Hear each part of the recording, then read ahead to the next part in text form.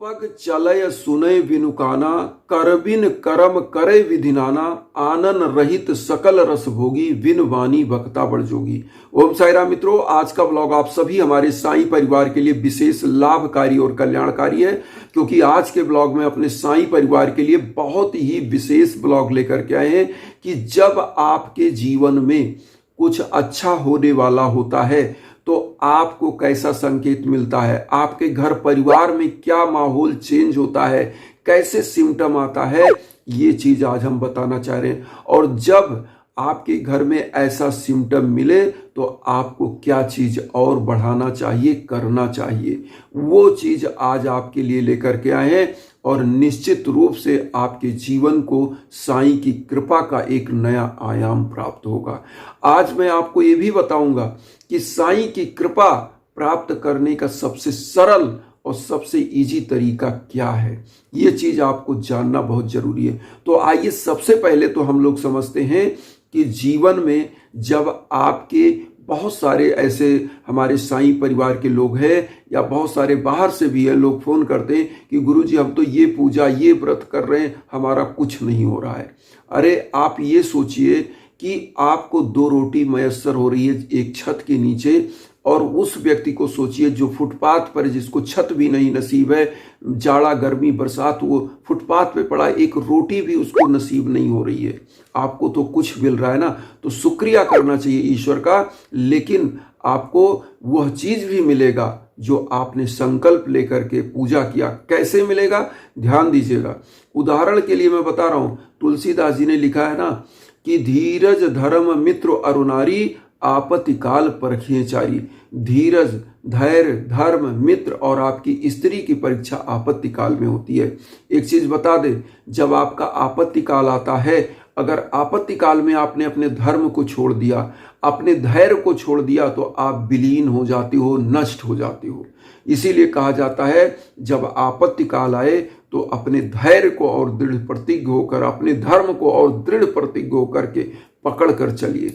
और मित्र की परीक्षा कब होती है, जो आपका अच्छा मित्र होगा वो अच्छे समय में तो कम, लेकिन बुरे समय में आपके साथ खून पसीना एक करके लग जाएगा। आपकी जो स्त्री है, आज के कलयुग में आपने तलाक का रेशियो देख ही रहे होंगे, कोर्ट में चले जाइए, कचहरी में चले जाइए, 100% मैं तो मानता हूं 99% आज तलाक चल रहे हैं।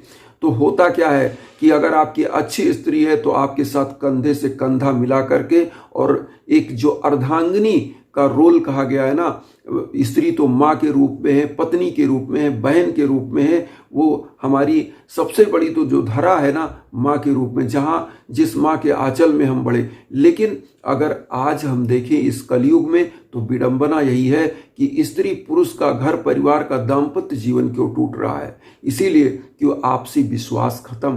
तो जहां विश्वास खत्म वहां सब कुछ खत्म। इसीलिए कहते हैं कि जब आपका आपत्ति काल चल रहा हो तो आपको घबराना नहीं कि मेरा उद्देश्य नहीं पूरा हो रहा है, ऐसा कुछ नहीं है। जब संकल्प लेकर आप बैठते हो, आप दृढ़ प्रतिज्ञ हो, तो निश्चित रूप से साईं आप पर कृपा बरसाते हैं। तो किस रूप में बरसाते हैं, आइए सबसे पहले जानते हैं। देखिए, जब आपके घर परिवार में अच्छा होने वाला होता है तो आपके घर में दान दक्षिणा बढ़ता जाता है, पूजा अपने आप बढ़ती जाती है, आपके अंदर से वह चीज निकलता है, क्योंकि आप कहाँ हो, दृढ़ प्रतिज्ञ हो अपने धर्म पर कि हमारा प्रभु, जो हमारे साईं कहते सबका मालिक एक, वो परम पिता परमेश्वर आपके ऊपर कृपा कर रहा है, तभी यह चीजें बढ़ रही हैं। क्यों? क्योंकि जो आध्यात्म की तरफ जाता है वो शांति से उसका विचार बढ़ता है, उसके अंदर सोचने समझने की क्षमता बढ़ती है, और जब कंसंट्रेशन लेवल आपका बढ़ता है तो होता क्या है कि आपका कार्य सुगम होने लगता है। तो पहला सिम्टम, आपके घर में धर्म कार्य बढ़ जाते हैं, यज्ञ याजन दान दक्षिणा बढ़ जाता है, गरीबों दीन दुखियों के लिए जीव जंतु आपके घर में आने लगते हैं। कैसे आते हैं? बाबा की कृपा होती है। बाबा माध्यम के रूप में आते हैं। जैसे आपने साईं सच्चरित में भी पढ़ा होगा कि बाबा को किसी ने बुलाया था खाने के लिए, पति पत्नी, आपने यह लीला पढ़ी होगी साईं सच्चरित्र में। तो बाबा वहां कुत्ते के रूप में पहुंच गए, और कुत्ते के रूप में पहुंचे तो उन लोगों ने पूछा कि बाबा तो आए नहीं। और वहीं पे एक कहानी और है, आपने पढ़ा होगा कि कैलेंडर के रूप में बाबा आ गए, कोई कैलेंडर दे के गया और वो लोग इंतजार कर रहे हैं कि बाबा तो आए नहीं। पता चला कि वो लोग सुबह गए बाबा के यहाँ, फिर मंदिर में दर्शन करने, शिरडी बोले बाबा मैंने तो आपको बुलाया, आपका खाना लगाया, लेकिन आप आए नहीं। तो बाबा ने कहा मैं आया था, तुम लोग देख नहीं पाए। तो उन लोगों ने देखा वो जो कुत्ता अजीब लपलपा रहा था जिसको हम लोगों ने दौड़ाया, वो तो बाबा ही थे। और फिर बाबा ने कहा जो पोस्टर है वो देखना, जाके देखिए तो साईं बाबा का पोस्टर। तो कहे मैं तो खा कर चला आया, आप समझ ही नहीं पाए। तो कहने का मतलब आपके जो सबसे बड़ा सिम्टम होता है, जो साईं सचरित्र की लीलाओं में आप पढ़ते हैं, आपके घर में जीव जंतुओं का आगमन बढ़ता है। वो किस उद्देश्य से? भोजन के लिए। जैसे कुत्ते आ गए, बिल्ली आ गई, गाय आ गई, कोई भी जो जानवर है वो ऐसे देखते ही इस घर का जो भवन का स्वामी है ये मुझे कुछ देगा, वो खड़ा रहेगा वहीं पे।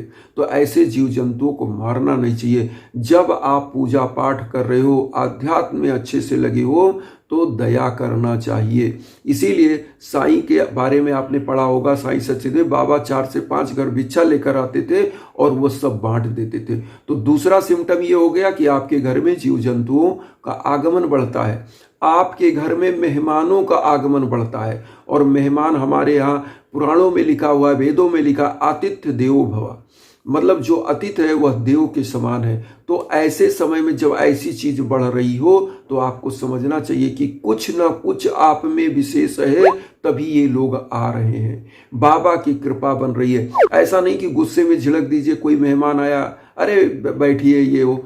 तो देखिए कोई आता है मोस्ट वेलकम करिए, आपके पास जो है टूटा फूटा चीज वो लेकर उनके सामने हाजिर होइए, अच्छे से अच्छा, अपने से अच्छा, जो आप डेली खाते हो उससे अच्छा। तो वो क्या है, जब कोई ग्रास करता है आपके घर, वो इसलिए नहीं आया कि खाने के लिए, वो आपके प्रेम से आया है। और उसको कौन भेजा है? प्रभु ने भेजा है। उसके मन में आया आपके प्रति प्रेम। और प्रेम किसके प्रति आता है? जिसका व्यवहार अच्छा होता है। तो जब आपकी प्रवृत्तियां अच्छी होती हैं, आपका व्यवहार, तो आपके घर लोग आना चाहते हैं। और ऐसे लोगों के दिल को कभी नहीं दुखाना चाहिए। तो अब देखिए तीसरा सिम्टम, मेहमानों का आगमन। अब क्या होता है आपके घर में? बाबा की कृपा जब बनती है तो लिखा है कि शुद्ध दारा और लक्ष्मी पापी घर भी होए, संत समागम हरि कथा तुलसी दुर्लभ दोए।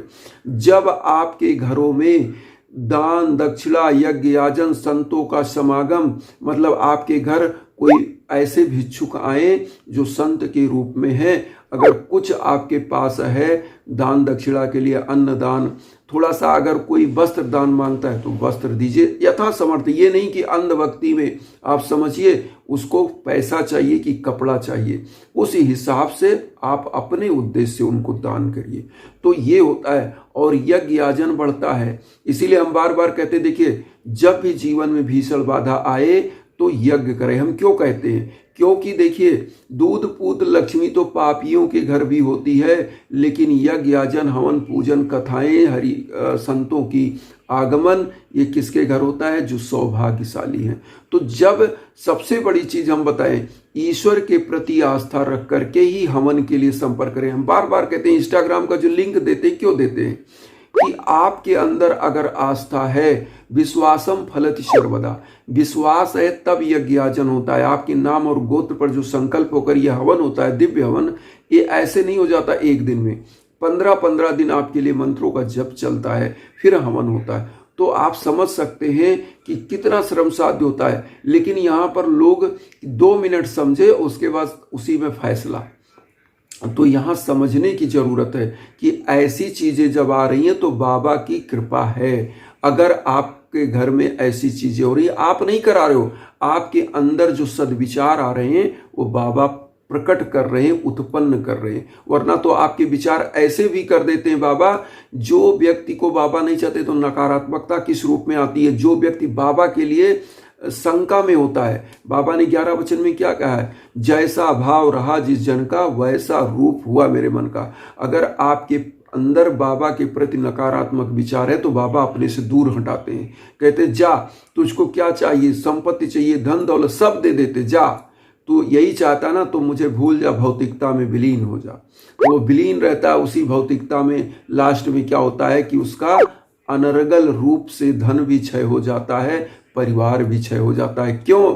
ये भी लिखा हुआ है हमारे पुराने समय में कि बाढ़े पूत पिता के धर में, खेती उपजे अपने कर में। जो पुत्र पुत्रियां होती हैं वो माता पिता के दान दक्षिणा यज्ञाजन से बढ़ते हैं और खेती अपने बाहुबल से होती है और प्रभु की कृपा से।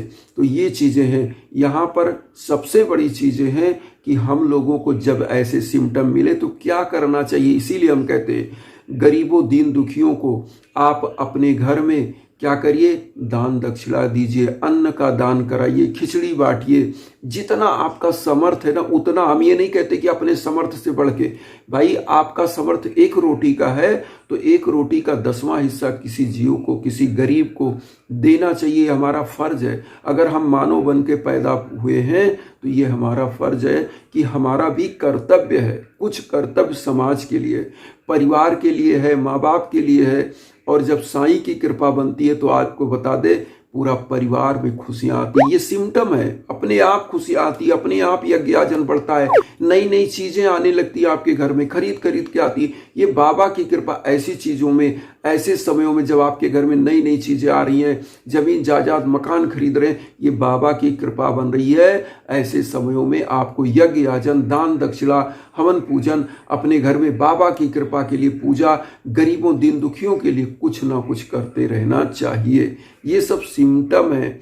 आपके घर में जो है भंवरों का आगमन, तितलियों का आगमन ऐसे बढ़ता है। ये नहीं कि कोई आ गया तो मार दिया, कुछ नहीं, ये बाबा की ही कृपाएं होती हैं आपके घर में। आप देखो ना प्रफुल्लता के साथ, इसीलिए कि आपको श्रद्धा और विश्वास के साथ पूजा करना चाहिए। तो आइए वसुधैव कुटुंबकम की जो भावना हम लेकर चल रहे हैं उसमें सबसे बड़ी चीज, हम तो एक चीज और कहेंगे कि जब भी जीवन में भीषण बाधा हो तो यज्ञ याजन के लिए हमारे इंस्टाग्राम पर संपर्क करिए और आप सभी लोग चैनल को सब्सक्राइब करके अपना आशीर्वाद दीजिए। उन साई परिवारों तक वीडियो को जरूर शेयर करिए जो किन्हीं कारणों से कष्ट से हैं, दुख में हैं। इसी भावना के साथ ओम साई राम।